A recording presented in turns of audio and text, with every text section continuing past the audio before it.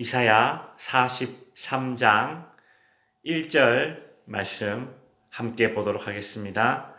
야곱아, 너를 창조하신 여호와께서 지금 말씀하시느니라. 이스라엘아, 너를 지으신 이가 말씀하시느니라. 너는 두려워하지 말라. 내가 너를 구속하였고 내가 너를 지명하여 불렀나니 너는 내 것이라. 아멘. 이사야서 1장부터 39장까지는 심판의 메시지였고, 또 40장부터는 회복의 메시지가 선포되고 있습니다. 40장에서는 내 백성을 위로하라는 메시지가 주어졌고, 41장에서는 어떻게 위로할 것인가, 나의 택한 종을 통해 위로하신다. 바벨론 포로 가운데 있는 이스라엘을 고레스 왕을 통해 그 포로 생활에서 이제 노임받게 하시는 그런 하나님의 예언이 주어지고요. 42장에서는 그 나의 종, 나의 선택한 종을 이제 고레스 왕을 뛰어넘어서 우리의 진정한 위로자 되시는 예수 그리스도를 통해서 이제 우리를 위로하시고 구원으로 위로하신다는 그런 예언이 주어집니다. 오늘 본문 이사야 43장에서도 하나님의 계속된 위로의 메시지가 선포되고 있습니다.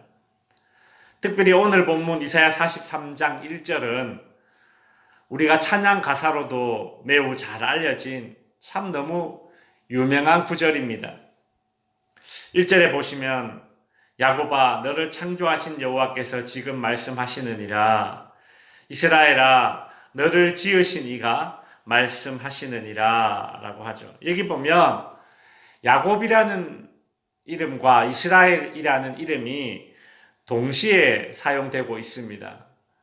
야곱이, 그러니까 변화되기 전에 야곱이 변화되고 난 이후에 이제 이스라엘이라는 이름을 받지 않습니까?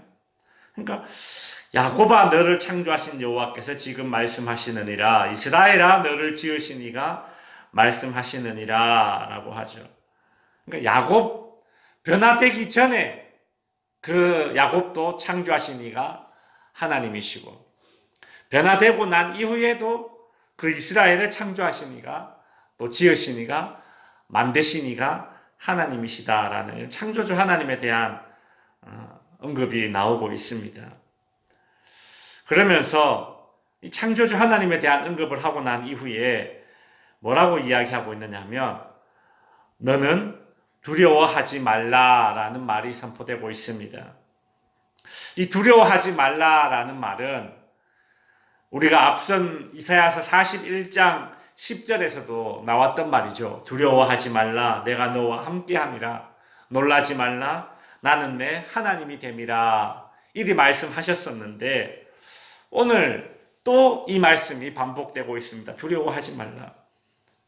왜 두려워하지 말라라는 이 말씀이 지금 이사야서에서 위로의 말씀으로 계속 반복되고 있을까요? 하나님은 우리네 인생이 늘 이런저런 염려와 두려움을 안고 살 수밖에 없는 그런 연약한 존재임을 잘 알고 계시기 때문에 이렇게 반복해서 두려워하지 말라고 말씀해 주고 계십니다. 오늘 본문 1절에서 우리가 두려워하지 않아도 되는 그 세 가지 근거를 말씀해 주고 있습니다. 첫 번째, 우리가 두려워하지 않아도 되는 그 근거는 무엇인가 하면, 이 두려워하지 말라라는 말씀, 앞에 나오는 말씀이죠. 우리가 이미 읽었는데 무엇입니까? 창조하신 여호와, 너를 지으신 이가 하나님이시기 때문입니다. 하나님께서는 자신이 창조하고 지어 만든 야곱, 그리고 이스라엘 끝까지 책임져 주시는 분이심을 알려주고 있습니다. 그 제조물 책임법이라는 것이 있죠. 이게 무슨 법인가 하면 어떤 물건을 만든 제조업자는 그 제조물의 결함으로 소비자가 생명이나 신체나 재산의 손해를 입게 되면 그 피해와 손해를 배상해야 된다라는 그런 법입니다. 즉, 물건을 만든 사람이 그 물건을 끝까지 책임져라 하는 법이 바로 제조물 책임법입니다. 만든 사람의 책임을 강조한 법이죠. 인간을 만드신 하나님께서는 이런 제조물 책임법과는 비교할 수 없는 책임감을 가지시고 저와 여러분의 인생을 책임져 주시는 분이십니다. 저와 여러분을 만드신 하나님께서는 저와 여러분의 인생 가운데 어떤 중대한 결함이, 치명적인 결함이 생기지 아니하도록 책임져 주실 것입니다. 이것이 우리가 두려워하지 않아도 되는 첫 번째 근거가 되는 것이죠. 두 번째 근거는 1절에서 두려워하지 말라라는 말 뒤에 나옵니다. 무엇입니까? 내가 너를 구속하였고 내가 너를 지명하여 불렀다라는 말입니다. 성도 여러분, 이스라엘이 두려워하지 말아야 할 이유는 하나님이 이스라엘을 구속하셨고 지명했기 때문입니다. 이스라엘이 하나님더러 저 좀 봐주세요, 저 좀 봐주세요 그렇게 하지 않았습니다. 하나님이 먼저 이스라엘을 구속하셨고 지명하셨습니다. 여러분, 창세기에서 아브라함을 부르신 분은 하나님이십니다. 아브라함이 먼저 하나님더러 저 좀 봐주세요 하지 않으셨습니다. 마찬가지로 하나님이 먼저 저와 여러분을 구속하셨고 지명하여 불렀습니다. 우리는 아무런 공로 없이 그저 하나님께 구속받았고 지명받은 존재들입니다. 우리가 어떤 자격을 갖추었다거나 공로를 갖추어서 하나님께 지명된 존재들이 아닙니다.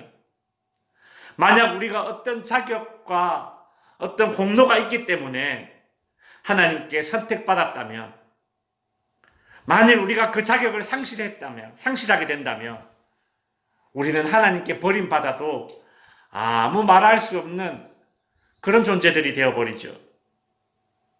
그러면 우리는 자격을 상실하게 될까봐 늘 노심초사, 불안불안 그런 삶을 살게 될 것입니다. 그러나 참 안타깝게도 우리는 이미 자격을 상실했었습니다. 죄가 우리로 하여금 우리의 자격을 상실하게 만들었습니다. 우리는 자격 없는 존재입니다. 그러나 그런 우리를 하나님께서 지명하여 불렀습니다. 하나님의 지명은 철회가 없습니다. 후회가 없습니다. 변함이 없습니다. 그러니 두려워하지 않아야 될 근거가 되는 것이죠. 두려워하지 말아야 할 세 번째 이유는 참 너무 강력한 이유입니다. 무엇입니까? 1절의 맨 마지막 문장이죠. 너는 내 것이라. 우리가 누구의 것입니까? 하나님의 것입니다. 여러분이 여러분의 자녀를 사랑하는 이유는 무엇입니까? 그 자녀가 나의 자녀이기 때문 아닙니까? 더 이상 어떤 말이 필요합니까? 우리가 하나님께 그런 존재라는 것이죠. 우리가 하나님의 것인데 누가 감히 하나님의 것을 망가뜨릴 수 있겠습니까? 우리가 하나님의 것인데 누가 감히 하나님의 것을 넘볼 수 있겠습니까? 너는 내 것이라. 다윗은 그렇게 많은 적들과 원수들에게 쫓기는 인생을 살았지만 시편 37편에서 이렇게 외쳤습니다. 넘어지나 아주 엎드러지지 아니함은 여호와께서 그의 손으로 붙드심이로다. 바울도 로마서 8장에서 이렇게 큰 소리를 쳤습니다. 내가 확신하노니 사망이나 생명이나 천사들이나 권세자들이나 현재 일이나 장래 일이나 능력이나 높음이나 깊음이나 다른 아무 피조물이라도 우리를 우리 주 예수 그리스도 안에 있는 하나님의 사랑 안에서 끊을 수 없느니라. 저와 여러분의 인생이 또 우리 자녀들의 인생이 잠시 흔들릴 수는 있을 것입니다. 그러나 오늘 알게 된 우리네 인생이 두려워하지 말아야 않아도 되는 이 세 가지 확고한 근거들을 우리가 붙잡고 믿음의 확신을 가지고 담대하게 기도하며 담대하게 믿음의 삶을 살아갈 수 있는 저와 여러분이 될 수 있기를 바랍니다. 기도하겠습니다.